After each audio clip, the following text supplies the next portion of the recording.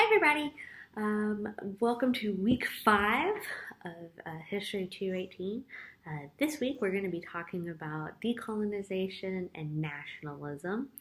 And we're going to focus on two countries this week, like we did last week, Ghana and India. And it differs a little bit from last week in that last week we saw revolutions happening in the implementation of communist governments in Asia. This week we're going to see how nationalism plays a role in decolonization. And in these two countries, neither of these countries, we see the implementation of communism like we saw in Vietnam or China last week. So, in 1945, at the time when this class starts, about 70% of the world's population live in a country that is under the imperialistic control of another country. And so watch the video on the intro slide, the crash course video. I know he talks really fast, so do I, but it has a lot of good information on it. And so to talk about decolonization, I want to take a step back and talk about colonization and what made colonization possible. So if you go to slide 1, largely the second industrial revolution made colonization possible.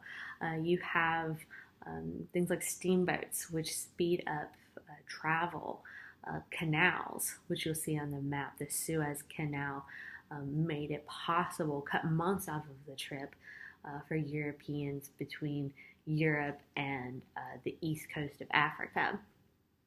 You have advances in medicine. Europeans who don't have any resistance to tropical diseases can now go into the interior of Africa and have medicine to be able to help them out should they acquire any diseases. And weapons, notably guns. Guns definitely were an advantage in trying to conquer these African territories.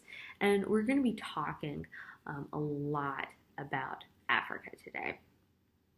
So if you go to slide 2, talking about the motivations of imperialism, there are some excuses and then there's the real reason. Some of the excuses are, one was missionary work.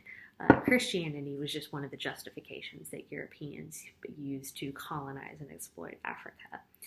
Through the spreading of Christianity, European nations, particularly Great Britain, France, the Netherlands, Germany, Portugal, all sought to educate and reform African culture. And these Europeans were largely unfamiliar with different cultures other than European culture. And so when they encountered these different cultures on the continent of Africa, European explorers viewed them as lesser than and savage. And essentially Christianity was the guise by which Western governments justified their expansion and conquest of African nations. So you have, humanitarianism, missionary work, spreading civilization. You also have the concept of social Darwinism, which was essentially European racial superiority. If you've ever read any works by Rudyard Kipling, that name might sound familiar because he wrote The Jungle Book. But if you Google Rudyard Kipling's The White Man's Burden, you'll see that sort of idea that it was the burden of the white man to bring civilization to these lesser peoples. But while those were all justifications, really the big reason was commerce and the economy. European powers justified expansionism as a moral obligation, but the potential for commerce and national resources was the true impetus behind why Europeans colonized Africa. The Industrial Revolution and mechanism of European industries gained this demand for natural resources, which Europe did not have, but Africa did. And European trade companies often funded by colonial governments, served as the primary agents for this economic expansion. And we see that particularly in the Belgian Congo, which we won't talk about too much, but essentially the Belgians extracted rubber and ivory from the interior of Africa. And there's a book, Adam Hochschild, and that's his last name, is called King Leopold's Ghost. And it talks about the genocide that ensued in the interior Africa under King Leopold, who at the time was king of the Belgians. So if you ever have the opportunity to read the book or get a summary of it, I highly encourage you to do so. And so nationalism, on to slide 3, nationalism played a huge role in colonization and also decolonization. In colonization, it played a huge role because the richer and larger the territories, the higher the prestige. Nationalism inspired popular support for these territorial takeovers and financing of the projects. You might have heard the saying, "The sun never sets on the British Empire." I guess my dog's going to bed. The sun never sets on the British Empire, and because the British had colonial holdings all over the world, and this was a point of national pride for the British. And also you see the United States engage in territorial expansion, particularly in the Pacific, because the United States had control over the Philippines at the time. And we also see that nationalism plays a role in decolonization. Subjugated peoples embrace the idea of self-determination, which particularly took root after World War II and Wilson's 14 points in the Treaty of Versailles. And they look at Western ideology. They look at things like the Declaration of Independence, where it says all men are created equal. And they're like, well, if we're all created equal, then give us our independence. And so we're going to move on to Africa. We're going to move back to Africa. And if you look at slide 4, you'll see a map of Africa. And one of the things you'll notice about that map is that it doesn't have boundaries. There are no national boundaries. You see where there are certain tribes located, but it didn't have boundaries like you would think between cities or counties or states or countries. And then you go on to slide 5, and you'll see a map of Africa in 1914. And you'll notice that it has all of these newly drawn borders. And those borders were created, if you go on to slide 6, those borders were created at the Berlin Conference in 1884. Otto von Bismarck calls a conference in Berlin, and essentially you have all of these European leaders, and they're sitting around this horseshoe shaped table, and there's a huge map of Africa in the middle, and essentially these European nations partition up Africa and say, you take this, without really even any consideration of tribes, languages, religions. All of these areas of Africa are pretty much arbitrarily drawn and divvied up amongst African nations at this Berlin Conference. The Congo, which we talked about in the middle, was considered a free trade zone. It was obtained by the Belgians, and like I said, genocide ensued in the pursuit of rubber and ivory. And there is a link to a video, and it is difficult to watch. It's pretty rough, but I do encourage you to watch it. Also, you have Germany that has one of its first forays into genocide. Germany obtained Southwest Africa, which is now current-day Namibia, which they held until 1915, and they sent settlers and their ideas of racial superiority and wanted the land to farm as part of this quest for Lebensraum and expand their influence, and end up embarking on a genocide of the Herero people. And there is also a video link to that. So after World War II, after World War I and World War II, you have these African nations that have fought alongside the Europeans and for the Europeans in pursuit of independence of other countries. particularly after World War II, you have all of these countries in Eastern Europe that Germany has taken over, and these African countries that have fought for the Allied forces, such as France and Great Britain, and then at the end they're like, well, what about our independence? The British colonies typically were able to form their own parliamentary governments under the British Empire. Other nations hung on a little tighter. And socialism seemed to be the most relevant to emerging African leaders who wanted to end European influence. So if you go on to slide 7, we're going to talk about Ghana, which is one of those countries that attempted to implement socialism. So pre-1945, Ghana was known as the Gold Coast, and it was a colony of Great Britain, and the British exported a variety of natural materials from Ghana, such as gold, diamonds, ivory, timber, grain, and notably cocoa. Cocoa was their major cash crop.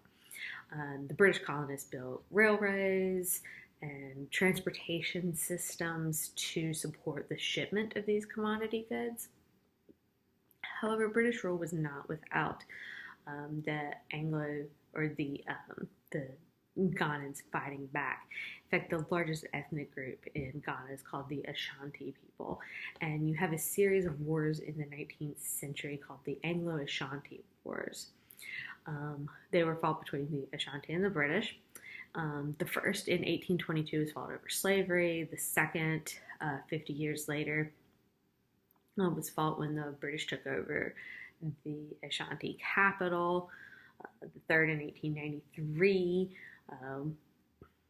was because the new Ashanti leader wanted to exercise his new title. 1895, they fought, and the Ashanti fought for and lost their independence. And then in 1900, you have an Ashanti uprising, and the British suppress the violence.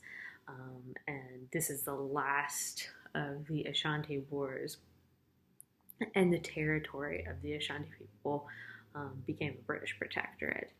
And as I said, the colony assisted in World War I and World War II on the side of the British. So in 1909, you have a man, Kwame Nkrumah, was born, and he was born to a poor family on the Gold Coast, and he went to a school primarily ran by Catholic nuns, these missionaries, European missionaries who had come in and built schools. He was a good student. He ends up going to university in Pennsylvania, and he stayed in the United States for 10 years, spent time in Harlem, worked odd jobs to make his way, went to London, and got involved with the Pan-African Congress, which advocated for socialism on the continent of Africa.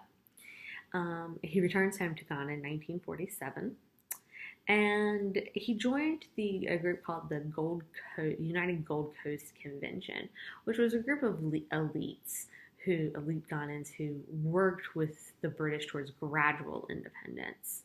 They didn't like Nkrumah very much. They attacked him as a rabble-rouser, and so he created his own party called the Convention People's Party to advocate immediate independence from the British. And this party did not have close ties to the elite, but they had a familiarity with the West, its ideals, they had political experience, and they had popular support. So Nkrumah was arrested in 1950, and he ran for the Ghanaian legislature from prison and won. And at this point, the British realize that they have a problem on their hands. And so they start moving towards self-rule. And the British ask Nkrumah to form a government and promised that they would move towards independence.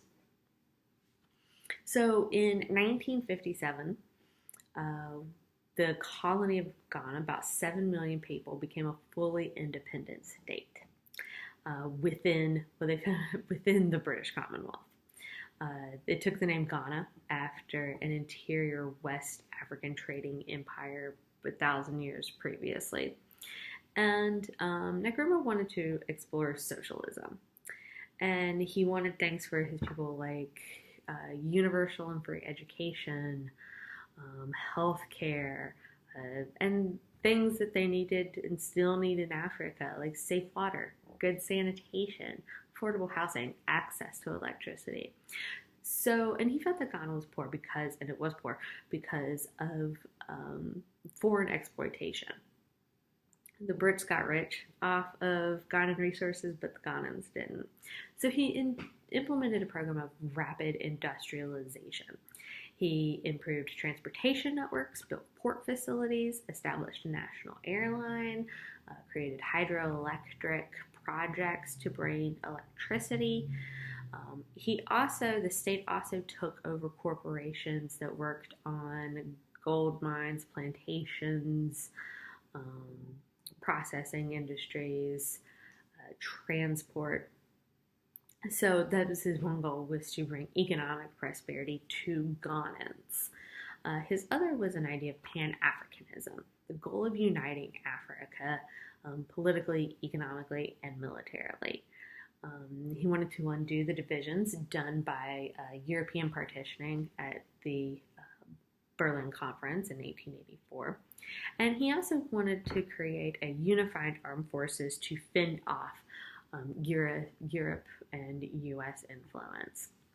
The Pan-African aspect was not necessarily embraced by other European leaders or by other African leaders who had risen to power and wanted to keep power in their area. And his economic plans largely failed. Population growth in Ghana outpaced the production of food. You had increased inflation, a struggling economy, and he spent a lot of money implementing these projects. And his projects also increased the rural-urban divide in Ghana. Lots of communal land was lost, was taken over by the government in the country. And so cocoa farmers felt largely exploited. And these Western-style economic structures also left women out. Christian missionaries had previously applied European gender codes, which left women as second-class citizens, and these Western-style economic structures really reinforced that. Nkrumah was, in February of 1966, while he was in Vietnam, a coup was carried out, and he was overthrown, and he later died in 1972 of cancer. And it said that his economic plans largely failed because his party never took on this hyper-disciplined Leninist party state that we saw implemented in Vietnam and China and also in Russia. However, today Ghana has the second highest GDP per capita in West Africa, who still has lots of natural resources, and one of the highest school enrollment rates, with about 95% of its children in school. So today Ghana, largely on the work, because of the work that Nkrumah did, is today doing better than most other African countries. So if you go to slide 11, we're going to move over and talk about India. Britain took over India in 1858. And in 1885, the Indian National Congress, which was one of the first of its nationalistic movements, is founded. And it was founded with the goal of facilitating dialogue between the Indians and the British Raj. Raj, R-A-J, is the Hindu word for rule. The objective was to have more educated Indians taking important roles in Indian government. So this was an organization of the elite, not of your average Indian. And, India is a very hierarchical, you have the caste system. So this was for people at the top of the caste. But they began to advocate for Indian independence in opposition to British rule. And this has increased in 1919 when you have the Amritsar massacre. And I'm not entirely sure if I'm saying that right, but the Amritsar massacre took place in April of 1919 when British troops under the command of Colonel Reginald Dwyer, D-Y-E-R, fired rifles into a crowd of Indians who had gathered to protest and condemn the arrest of two national leaders, whose names I will not attempt. It was a peaceful protest with women, children, and the elderly present. However, Dwyer had banned meetings, and his troops fired into the crowd, and it's estimated, and this is a huge gap, but between 379 and 1,000 deaths. It's a huge gap, largely probably because of the 1,000 deaths was the Indian estimate, the 379 was more the British estimate. So later that year, the Government of India Act was passed in 1919, and it was passed by the British Parliament and intended to give Indians more of a role in the Indian government. And it created a diarchy, which is essentially a dual government. British relinquished control only of certain aspects of the British government, so they're not relinquishing control at all control. This also did not include Burma, which is now Myanmar, which we'll come back to in a second, which became a part of the British Empire in 1823 and was administered along with India until 1934. So some of this also applies to Burma as well. And also, it also applies to what we now know as Pakistan, which is the Punjab area of India at the time. So India is this area was extremely diverse. Hinduism was the leading faith. However, a quarter of Indians during this time in that area followed Islam. So if you go to slide 12, we'll talk about Mahatma Gandhi, and he's different than other people we'll talk about in this course, particularly in these nationalistic movements, because he did not become really a head of state. He was born in 1869 and was trained as a lawyer in London. He then goes on to South Africa, which was also part of the British Empire, which we'll talk about in a few weeks. But he adopted the practice of civil disobedience while he was working in South Africa. And really his special contribution to the independence struggle in India was his philosophy and his strategy of nonviolent protests. So he returns to India in 1915 and starts to organize poor farmers and peasants against excessive taxes implemented by the British and also discrimination. And he adopted a simple lifestyle. He gave up Western-style clothing in exchange for spinning his own fabric and essentially, largely wearing, most of the time wearing a loincloth, and also committed himself to celibacy, which would have really sucked for his wife, but also has been some source of controversy in Gandhi's legacy, but we're not going to get into all of that. But Gandhi really advocated for home rule or self-rule, which is the power of the state to exercise that state's government within an administrative area. So in 1916, he created the India Home Rule League, and he was president. And it was more radical than the Indian National Congress, which was made up primarily of elites. Gandhi took up the cause of the untouchables, which are the lowest in the Hindu caste system. And he called the untouchables people of God. He opposed discrimination and exclusion of the untouchables from civic life without entirely rejecting the Hindu beliefs in the caste. Gandhi was a Hindu. In 1930, he embarks on the Great Salt March. So in 1882, Britain's Salt Act prohibited Indians from collecting or selling salt, which is a staple in everybody's diet. In addition to making food delicious, it also acts as a preservative. And so Indians were forced, they weren't allowed to extract their own salt. And so the British implemented a monopoly on the manufacturing and sale of salt. So Indians had to buy salt from the British, their British rulers, and were also charged a heavy salt tax. And so the poor suffered the most, but all Indians needed salt. So the Salt March took place from March to April in 1930 and covered about 240 miles as Gandhi marched to the coast where they were extracting salt. And during the march, thousands of Indians followed her, many of which Gandhi included were arrested. And that year, Gandhi begins to advocate for full and complete independence from the British.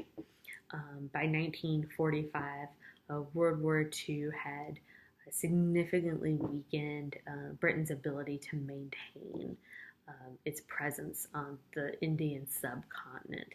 And that leads to the India Independence Act of 1947, which partitioned British India into two independent dominions, India and Pakistan.